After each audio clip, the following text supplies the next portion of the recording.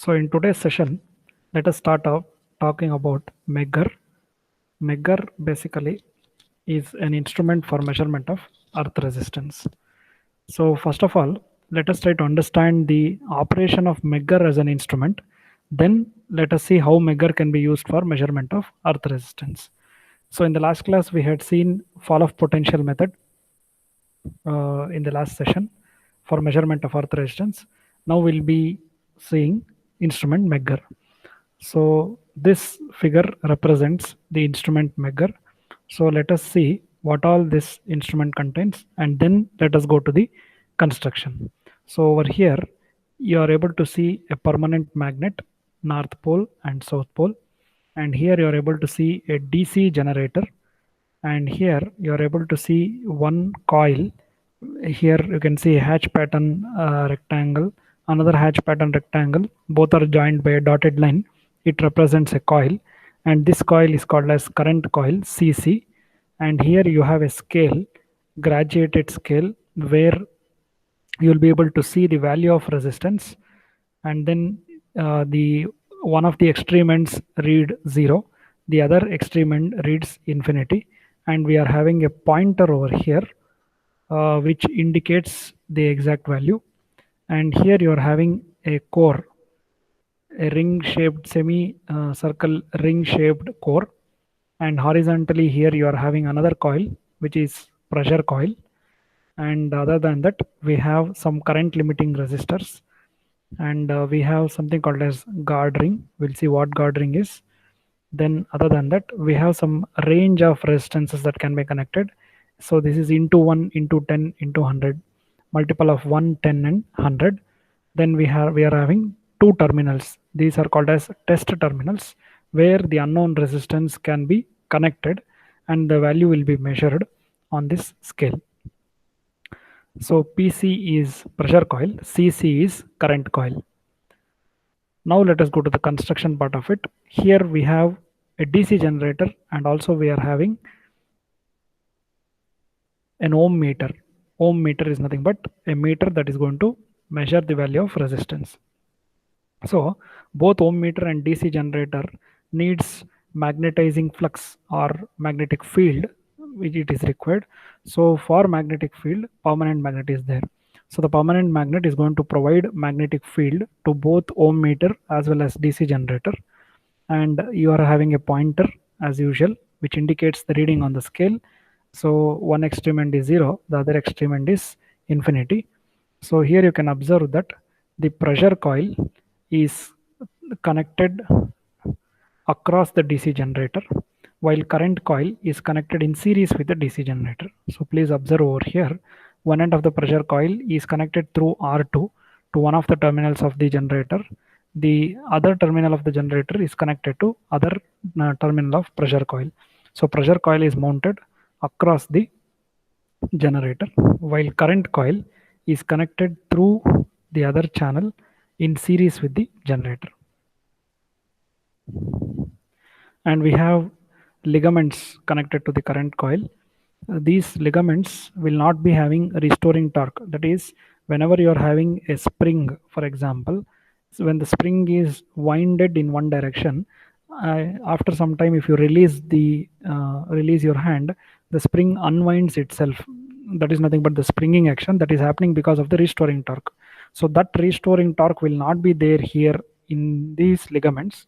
So because of which the pointer can easily move in both the extreme directions.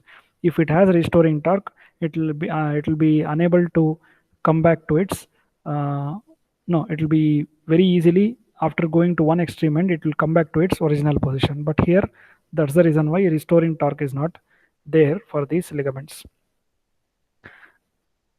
And then we are having resistances R1 and R2 basically, which act as current limiters. That is, whenever the current flowing is excess, in order to limit the current, we are having these R1 and R2.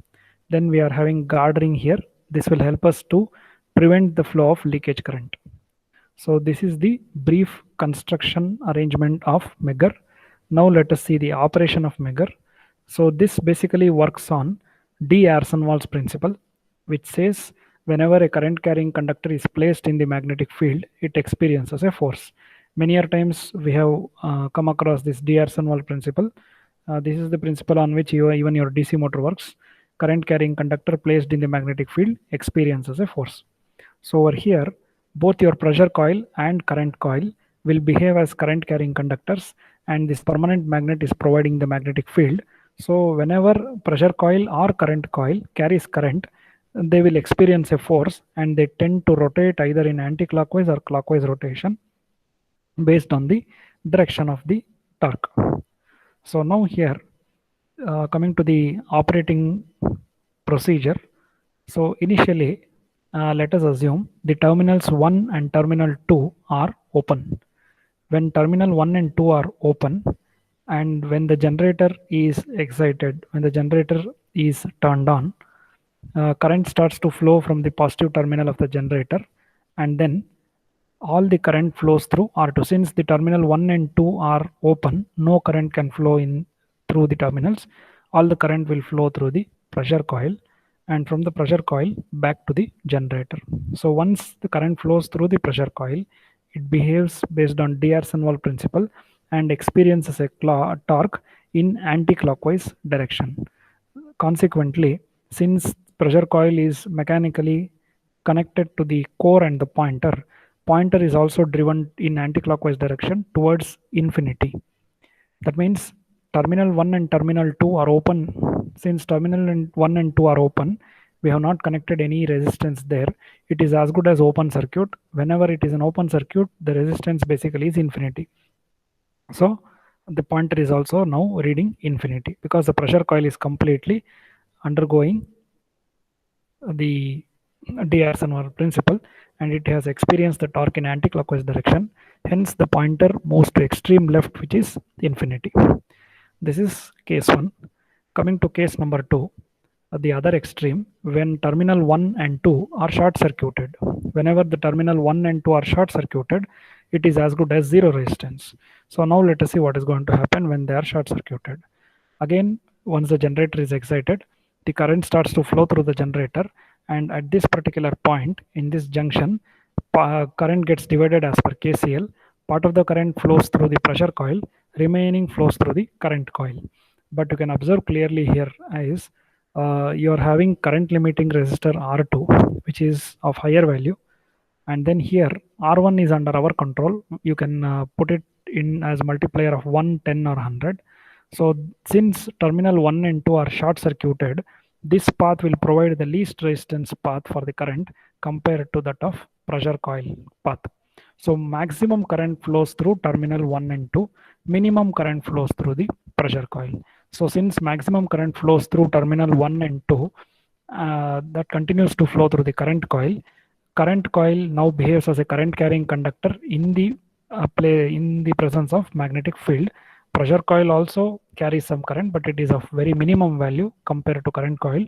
So your current coil now experiences a torque based on d'Arsonval principle. Now this is going to experience torque in the opposite direction, that is clockwise direction.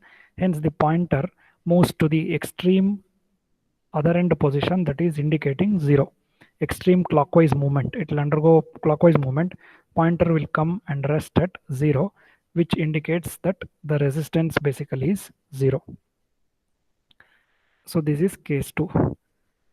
Now coming to case 3, whenever you are connecting some known resistance value between terminal 1 and terminal 2, current will flow through both pressure coil as well as current coil. As you know, current gets divided here. Depending upon the value of resistance connected, the proportionally the current will be getting divided into pressure coil and current coil. Both pressure coil and current coil will experience a torque, and when the torque gets balanced, the pointer will rest at some intermediate position on the scale in order to indicate the value that is being measured. So it will indicate some value of resistance on this particular scale. So this is case number 3. So case 1, infinite resistance when terminal 1 and 2 are open. Case 2 at the other extreme, that is when they are short circuited and resistance is 0. And third case, when some intermediate value of resistance connected between terminal 1 and 2. So this is how Megger operates. Now we will be using this Megger in order to measure the resistance of earth electrode. So this is the constructional arrangement for earth resistance measurement using Megger. So you can see the arrangement is exactly the same as, but it is, you can say it is tilted. The diagram is tilted, you can say here. The connectivity is same. You are having pressure coil, you are having current coil. Additionally, you are having a rectifier unit and current reverser unit in this particular diagram. Rectifier to convert AC to DC, and you are having a current reverser to change the direction of the current. And here you are having a handle near the DC generator, and you can see we are having three electrodes, E, P and Q. E is nothing but the earth electrode, P and Q are auxiliary electrodes. So here our intention is to measure the resistance of the earth electrode. So constructionally you just have rectifier and current reverser extra compared to your actual instrument. And the commutator that we are going to use here is L shape commutator. Commutator is the one that will convert AC to DC.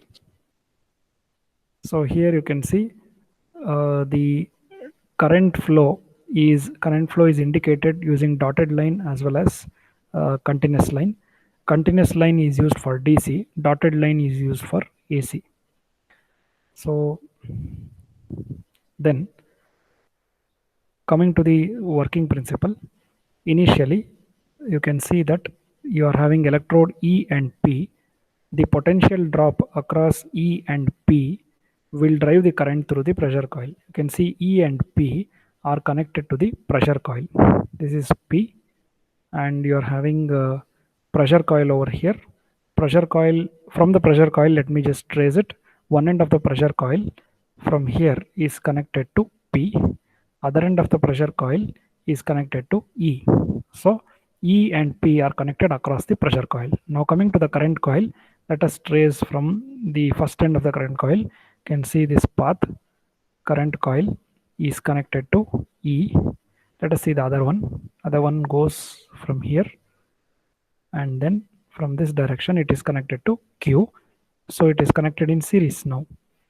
The current coil is connected in series with electrodes, while pressure coil is connected across the electrodes E and P.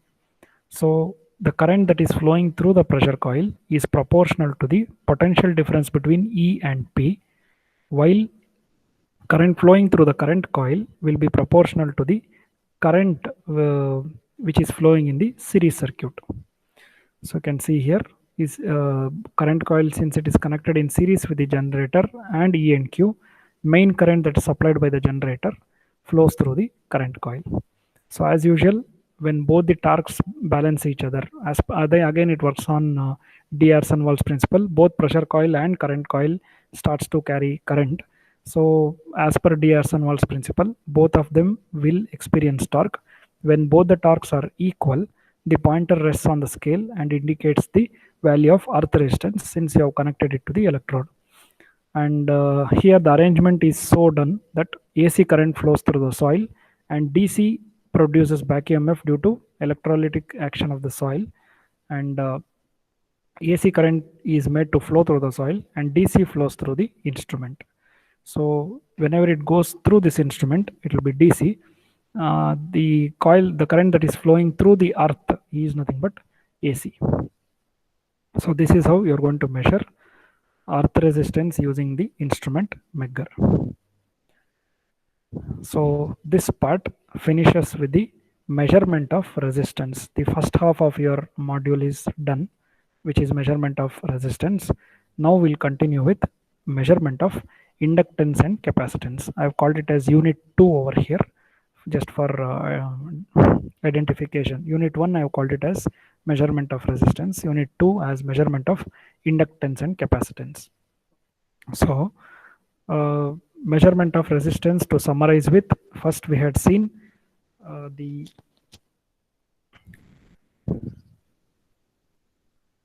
so initially we had seen what is bridge circuit, what is the range of resistance, low, medium, high resistance, what is bridge circuit, what is bridge balance condition.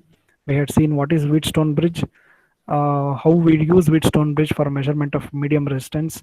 Bridge balance condition was derived, and we had illustrated Thevenin's theorem, which we had used for understanding the derivation of current flowing through the galvanometer when the bridge was imbalanced. So then we had seen sensitivity of Wheatstone bridge, sensitivity of definitions. We had seen limitations of Wheatstone bridge, and then we had seen modification of Wheatstone bridge to accommodate Kelvin's double bridge for measurement of low resistance. Then we had seen bridge balance condition for Kelvin's double bridge, and then we came to measurement of earth resistance.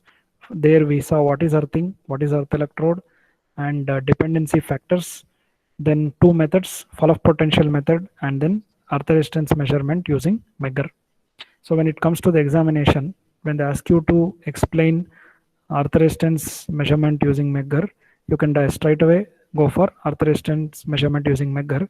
You need not have to explain the operation of Megger. So this totally finishes with first half of module 1. Of course, we are left out with problems which we'll be dealing after completion of the module. So next, let me continue with measurement of inductance and capacitance. So here, for measurement of inductance and capacitance, these passive elements, inductance and capacitance, are basically frequency dependent elements. Since they are frequency dependent elements, the source that we have to use here is AC. So these bridge circuits are called as AC bridges. Measurement of resistance will be using DC bridges since they are frequency independent element. So now here we'll be talking about sources and detectors. So coming to sources and detectors, uh, since you are using AC here, we are going to talk about the source. At low value of frequency, AC supply itself is used as the source. At high frequency, electronic oscillators are used as source. Electronics oscillators we do prefer because they are constant frequency sources. They are easily adjustable and accurate. Their output is close to a sine wave. So since you are using AC source, we are going to talk about low frequency what source we are supposed to use, high frequency what source we are supposed to use. Then coming to detectors, in order to detect the bridge balance or whether the bridge is balanced or not, we are going to use detectors. In your DC bridge, we had used a galvanometer. When galvanometer was reading 0, bridge was understood that it was balanced. But here in AC, we'll be using either headphones, vibrational galvanometer, or tunable amplifier detector. So as good as your headphone that you use for listening to the songs, we are going to use the headphones. When minimum or no sound is heard in the headphone, bridge is said to be balanced. And the operational range is 250 hertz to 3 or 4 kilohertz. Then the other one is vibrational galvanometer, and its range of operation is 5 hertz to 1 kilohertz, and they are very effective below 200 hertz. Then tunable amplifier detector. The transistor amplifier is tuned at bridge frequency. The range is 10 hertz to 100 kilohertz. So these are the detectors that you're going to use for uh, identifying the bridge balance. So writing a small short note about sources and detectors is a most repeated question in your examination. Explain sources and detectors. This is all you'll have to explain. So then we'll go for general bridge balance condition for AC bridges. This is similar to what we had done for DC bridges. So let us go for this. See here again, when it comes to a bridge circuit, in bridge circuit, when I was talking about the definition, four resistance connected to end between one pair of opposite junction, the galvanometer was connected. Between the other pair of the junction, source was connected, DC source was connected. Here also, in this bridge circuit, you are having impedances connected end to end, and in one of the opposite junctions, detector is connected. In between the other two opposite junctions, AC source is connected. So since it is AC, we do assume that it may contain resistance, inductance as well as capacitance. So in general, we call it as impedance. So Z1, Z2, Z3 and Z4. And I have taken the current flowing through respective branches as I1, I2, I3 and I4. So the derivation approach is very much similar to what we have done in DC. Whenever the bridge is balanced, VBD is 0, because when the bridge is balanced, no current will flow through the detector. Obviously, B and D remain at the same potential, or difference between them will be 0. So VBD will be 0. And if you apply KVL in this particular loop, you have VAB is equal to VAD. If you apply KVL similar to what we had done earlier for DC case, VAB is equal to VAD. VAB is nothing but I1 into Z1. VAD is I2 into Z2. Now here we shall express I1 in terms of voltage. So you have E by Z1 plus Z3 is nothing but I1. See, current flowing I1, if you draw the equivalent circuit, it will be Z1 plus Z3. E divided by Z1 plus Z3. Similarly, I2 is nothing but E divided by Z2 plus Z4. So on both the sides, E gets cancelled. You are left out with Z1 by Z1 plus Z3 equal to Z2 by Z2 plus Z4. So if you cross multiply, Z1 Z2 plus Z1 Z4 equal to Z1 Z2 plus Z2 Z3. So Z1 Z2 gets cancelled on both the sides. You will be left out with Z1 Z4 equal to Z2 Z3. So you can clearly observe here also product of opposite impedances are equal. Z1 into Z4 is equal to Z2 into Z3. But here these are not scalar quantities, they are vector quantities. So then this is a complex number. You can represent them in terms of in polar form. So Z1 can be written as Z1 at an angle theta 1, Z4 can be written as Z4 at an angle theta 4, Z2 at an angle theta 2, and Z3 can be written as Z3 magnitude at an angle theta 3. Now if you separate them, the magnitude and the angle, this can be written as product of magnitude Z1 magnitude Z4, and then angle will become theta 1 plus theta 4. This will be equal to product of Z2 Z3 angle theta 2 plus theta 3. So if you equate the magnitude as well as angle separately, Z1 Z4 should be equal to Z2 Z3, and theta 1 plus theta 4 is equal to theta 2 plus theta 3. So these are the conditions for bridge balance. So if you just compare this with the DC bridges over there, you just had R1 R4 equal to R2 R3. But here here also magnitude Z1 Z4 equal to Z2 Z3. Additionally, you have to check angle condition also. There you just had to check for product of opposite resistances are equal. Here you will be checking for magnitude of product of opposite impedances are equal. At the same time, you will also check for angle. Only when both the conditions are satisfied, bridge is said to be balanced. So this finishes with general bridge balance condition for any AC bridge. In the next session, we will be going for measurement of inductance, measurement of capacitance.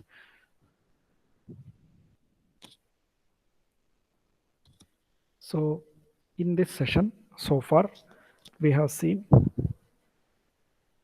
measurement of operation of Megger. Then we have seen earth resistance measurement using Megger. After that, we went to measurement of inductance and capacitance. We have seen what are sources, what are detectors. We have seen general bridge balance condition for any AC bridge.